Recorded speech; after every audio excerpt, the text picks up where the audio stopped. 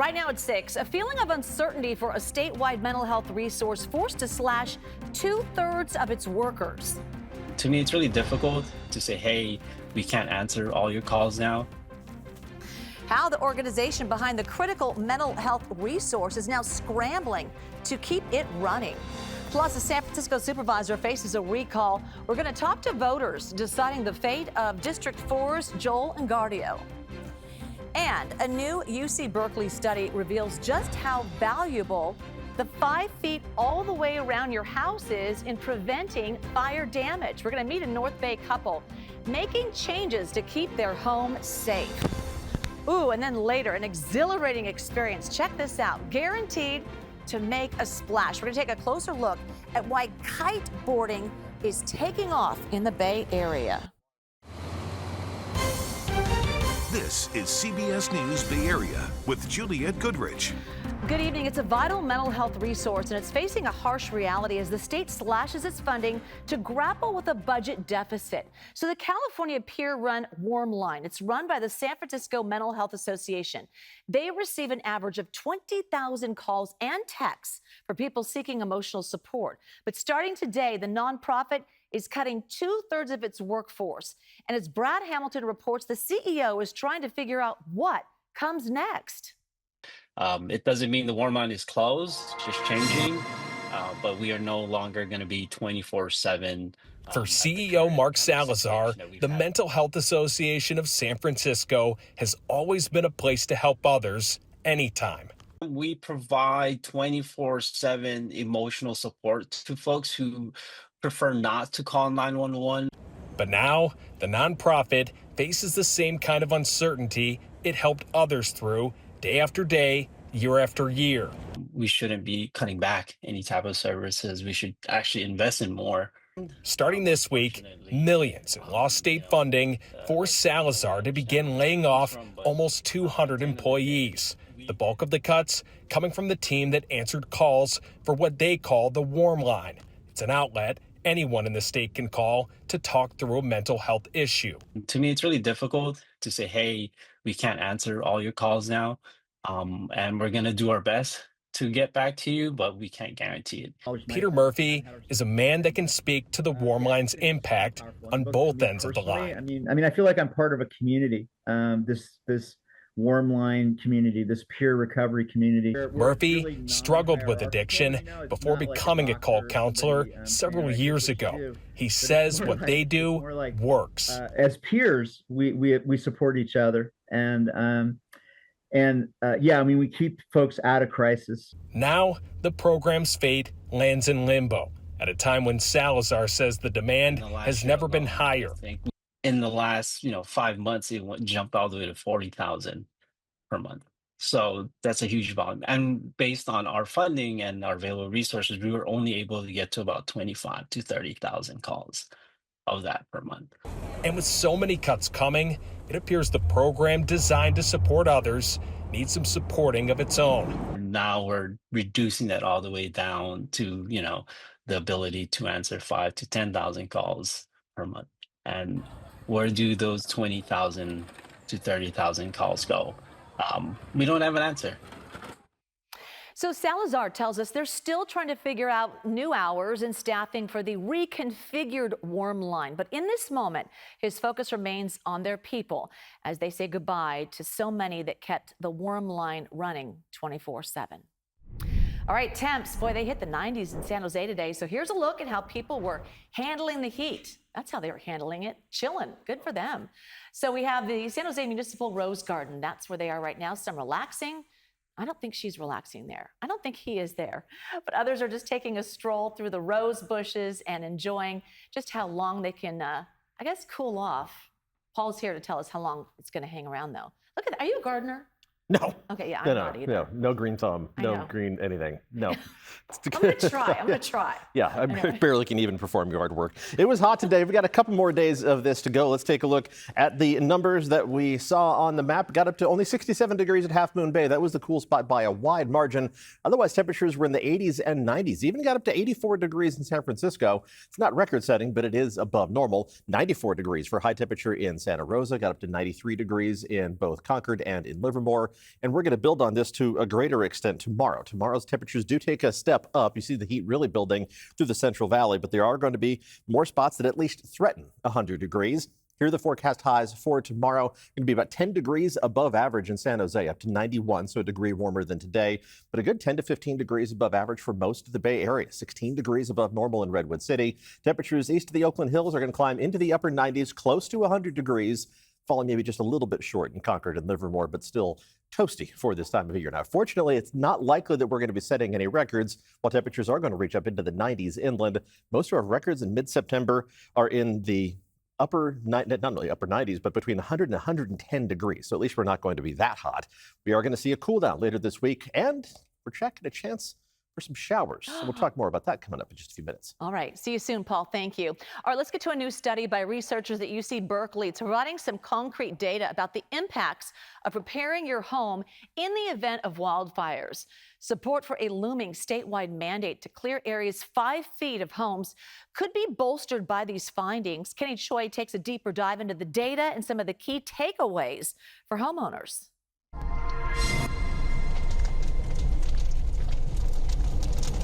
Some of California's most destructive wildfires have changed the way homeowners think about their own space. Anita Brock and her husband are among them. We realize that, we're here and we're not immune to those same dangers. As you can see, this type of area here, if the embers do land here, they're not going to catch a light on any dead leaves or anything like that. A new UC Berkeley study cites between 2013 and 2018, California wildfires damaged or destroyed approximately 47,000 structures and killed 189 people. All of the big fires we've had in California have really raised awareness about the risks involved. Anita and Steve live on a steep hill in a heavily wooded area in Larkspur with tight, windy roads. They've cleared space and shrubs around their homes and replaced potential fuel loads with gravel. We do everything that we can to mitigate the risks that are all around us. All that mitigation work is the central focus of Michael Goldner's new study at the UC Berkeley Fire Research Lab. It's finally putting some quantitative data to show that the investments we're making are actually going to have a payout. The first of its kind study combined wildfire simulation tools with CAL FIRE's damage inspection data from 5 of the state's most destructive fires before 2022.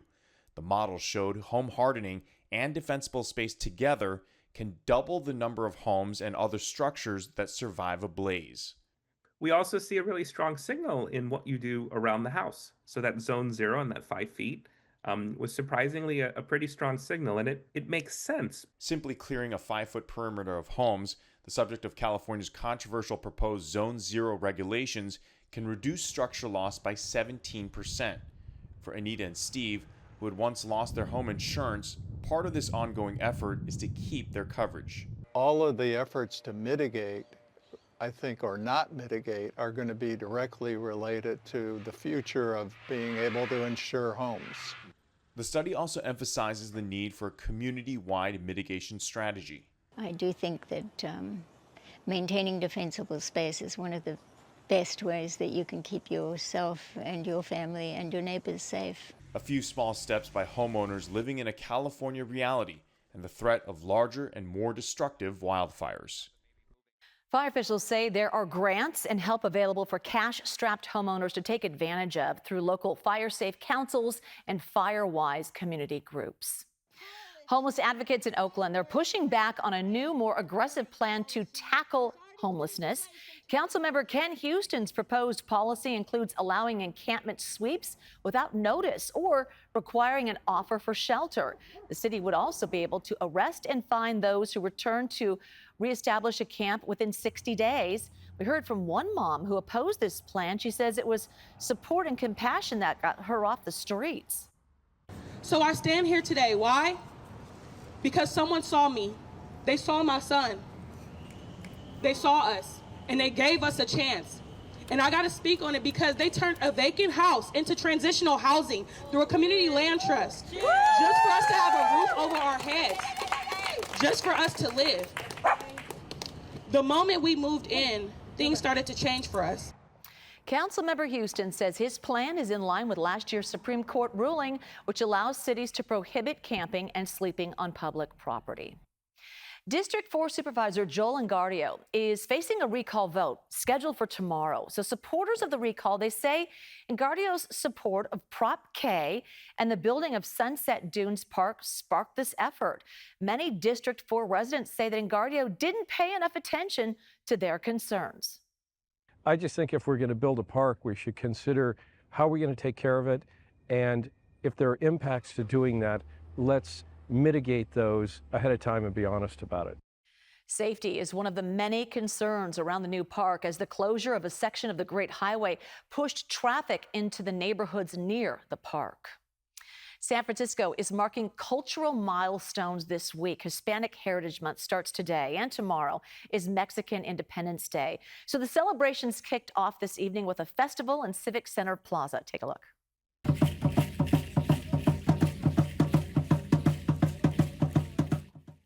So the annual festival is organized by the Consulate General of Mexico and also other city groups. It features traditional food, live entertainment, and cultural performances. Organizers said it is an opportunity to highlight contributions of the Latino community. And we are certainly counting down to this weekend's Lowrider Parade in San Francisco. It'll be the first time the event has been televised, start to finish. And guess what? You can catch it this Saturday, September 20th, beginning at 1 p.m. on Pix Plus. Still ahead here at 6, it's a ride of a lifetime. We're going to take a look at the latest water sport in the Bay Area that's guaranteed to blow you away. Plus, Chase Center is gearing up to host some of the world's biggest tennis stars. We're going to take a behind-the-scenes look of the setup leading up to this big tournament.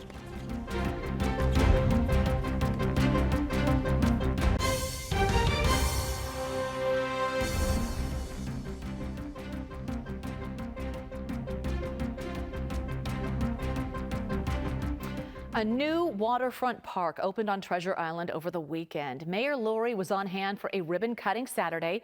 Cityside Park gives visitors a clear view of San Francisco and the Golden Gate Bridge. This is just one step towards bringing more housing to the island. The park will eventually expand to include Treasure Island's entire western edge.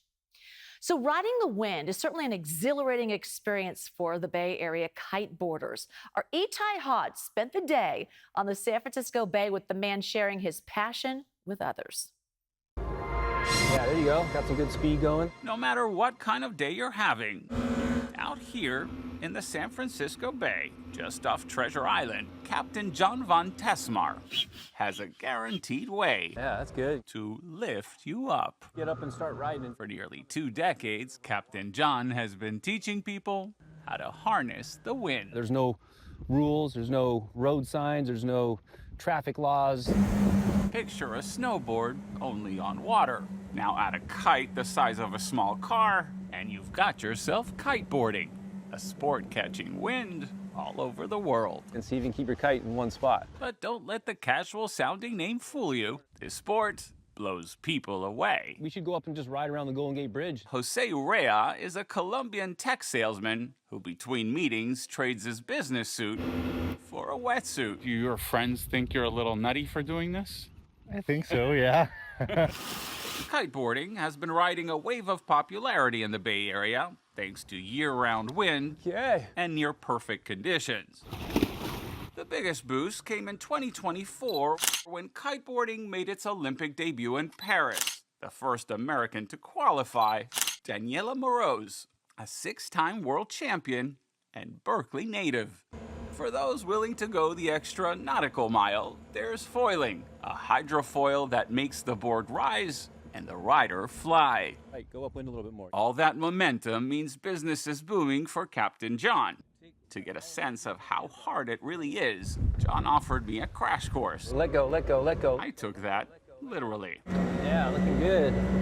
As for Jose, kiteboarding is more than just a ride. This is a nice opportunity to be like present and anchor in this moment. I got the board. Because out here in the San Francisco Bay, Good, yeah, man. the surest way to feel anchored is to get on board. Woo! Yeah, there you go. I'm just seasick looking at that. If you're wondering, a 3-hour lesson will set you back about $500. All right, coming up, celebrating the big 3-0, a look at how San Francisco is celebrating Claude, the albino alligator.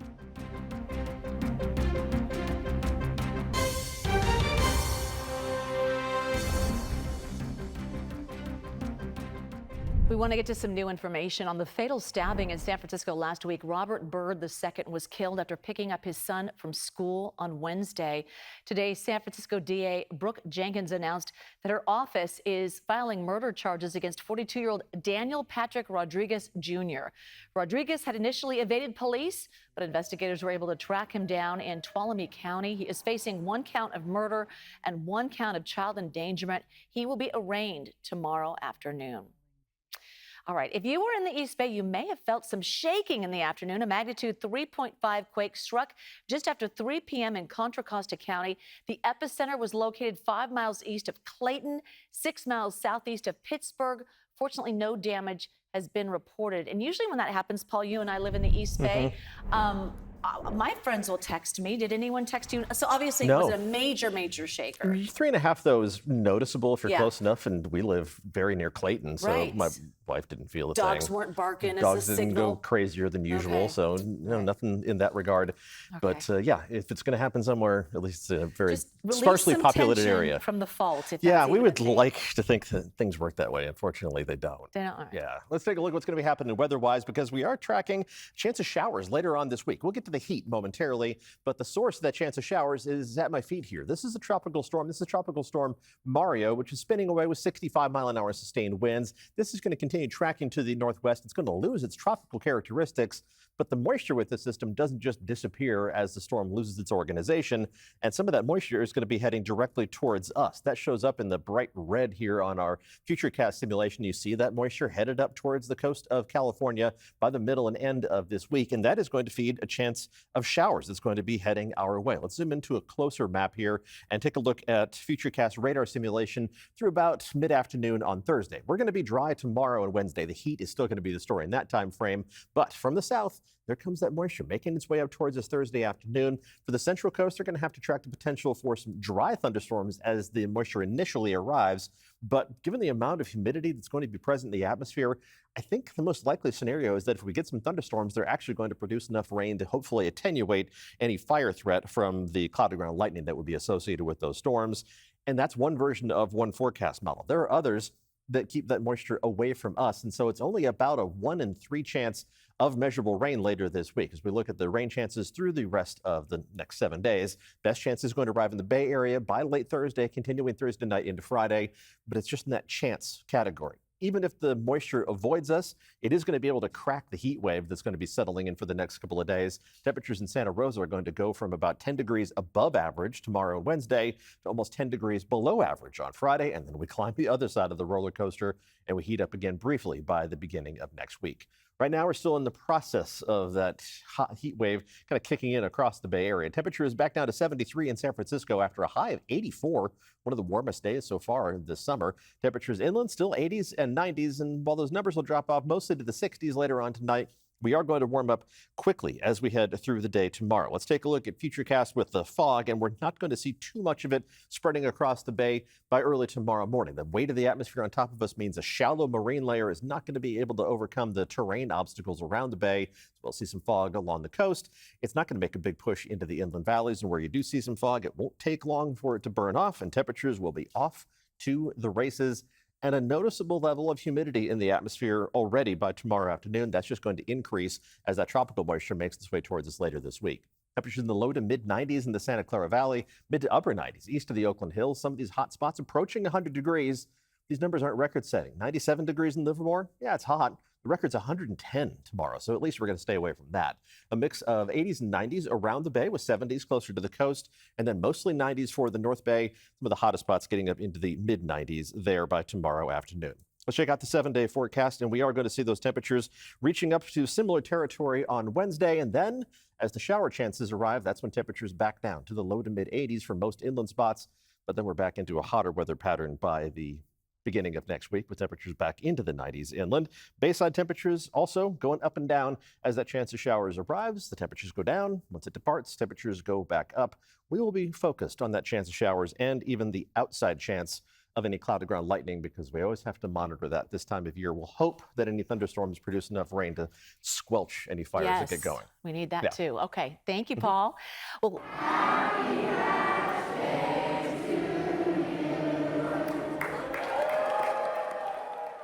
all right, who are they singing to? There you go. The California Academy of Science is celebrating the 30th birthday of Claude, the albino alligator. So Claude was a rescue. As being albino, it made him a target out in the wild. But his handlers say he is thriving under their care, I'd say.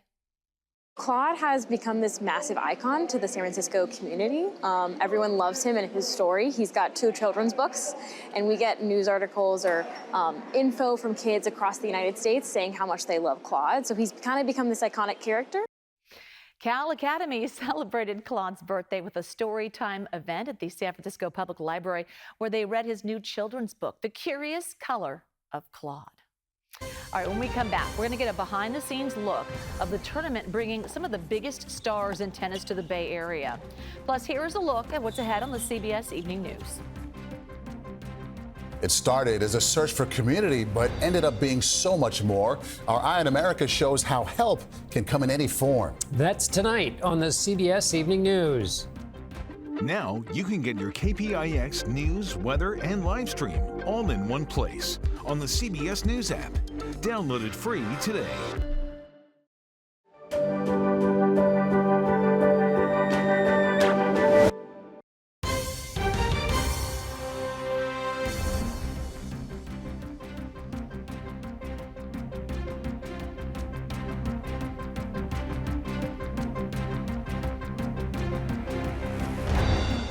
Some of the best tennis players in the world are making their way to San Francisco for the Tennis Cup there, the 3-day tournament taking over Chase Center and Thrive City. The 3-day tournament, it pits Europe versus the world. So fans are going to get to see tennis stars from all over. Team Europe is being led by the current U.S. Open champion Carlos Alcaraz. American player Taylor Fritz is leading Team World. The whole idea was these great tennis players from all over the world coming together as teammates. So they're rivals every 51 weeks of the year, teammates for just one, together with us. A free fan zone opens at Thrive City on Thursday. Look at that, I'm just fascinated by that. Oh, okay, with the tournament starting on Friday, boom. All right, now tennis star Andy Roddick is going to be in the fan zone, giving analysis and taping his podcast with many tennis legends. We're talking tennis legends like Roger Federer, John McEnroe, Andre Agassi. And then with the Laver Cup happening at Chase Center, the Golden State Valkyries are going to be playing their first ever playoff game in San Jose. Team getting so much support from the city of Oakland. Players and the team's mascot, Violet, so cool, joined the city council to raise the Valkyries flag over City Hall. And we've been your home for Valkyries coverage all season long. That continues in the playoffs. We'll have live pre- and post-game coverage of Wednesday's game starting at 6:30 on our sister station, Pix Plus. This is getting exciting. CBS Evening News is next. Local news continues streaming always on CBS News Bay Area. See you right here, 30 minutes, 7 o'clock. See you then.